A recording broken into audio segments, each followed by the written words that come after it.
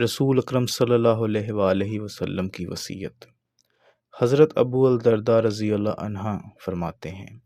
کہ مجھے رسول اکرم صلی اللہ علیہ وآلہ وسلم نے وصیت فرمائی،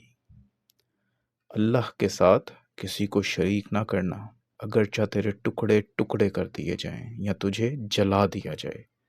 اور قصداً فرض نماز نہ چھوڑنا، کیونکہ جس نے قصداً نماز چھوڑ دی اس سے اللہ کا ذمہ بری ہو گیا، اور شراب مت پینا کیونکہ وہ ہر برائی کی کنجی ہے، والدین کی اطاعت کرنا حتیٰ کہ اگر وہ حکم دیں